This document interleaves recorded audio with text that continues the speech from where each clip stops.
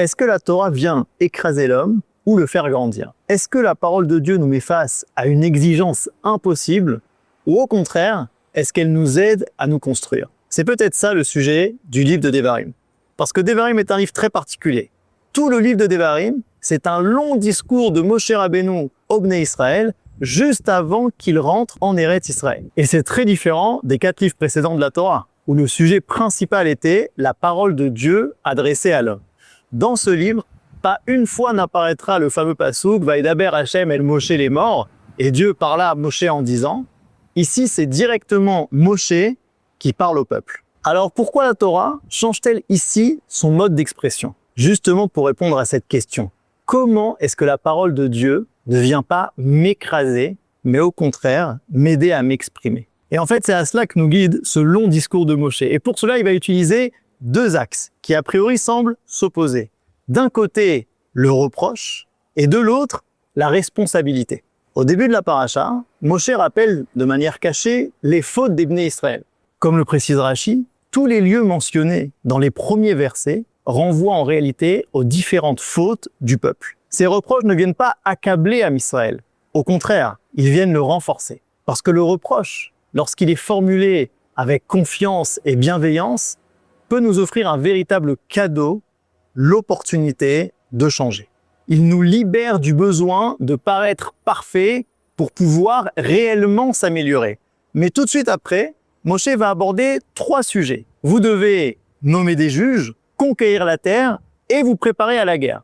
Le point commun de ces 3 sujets, c'est la prise de responsabilité. Vous devez vous-même établir la justice et prendre votre destin en main. Ce n'est plus Dieu qui va tout faire pour vous, mais vous avez vous aussi votre part de responsabilité. Et finalement, le reproche et la responsabilité ne sont pas 2 messages différents. Ils se complètent. Parce qu'on ne reproche qu'à quelqu'un en qui on croit et on ne responsabilise que quelqu'un qu'on considère capable. Donc le message est clair, Dieu nous fait confiance.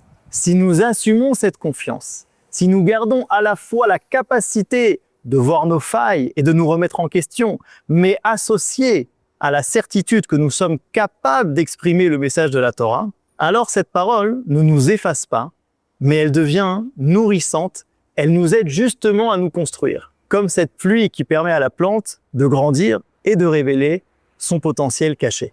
D'ailleurs, le premier à incarner cette idée à la perfection, c'est Moshe lui-même.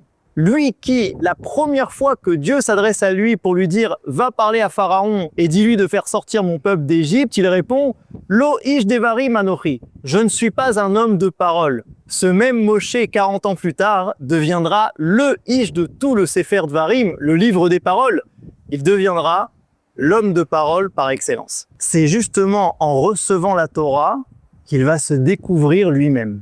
Et chaque année, le Shabbat de la Parashat Devarim, qui ouvre tout le livre de Devarim, tombe justement Shabbat Chazon, le Shabbat qui précède Tisha B'Av. Et là aussi, on retrouve ce même double message, mais inversé. De manière explicite, cette fois, les reproches.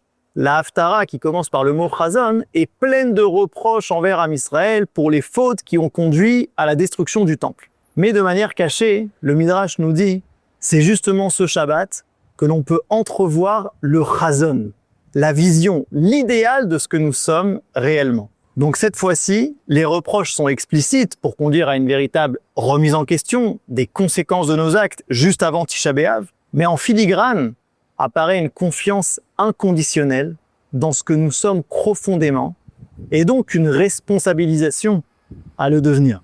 Quelque part, l'appel de ce Shabbat, c'est de faire face à ses failles, à ses manques, mais sans jamais perdre la certitude que nous sommes capables de les combler. Parce que la Torah ne vient pas écraser l'homme sous un idéal inaccessible, elle lui révèle avec une infinie confiance ce qu'il est capable de devenir. Shabbat Shalom.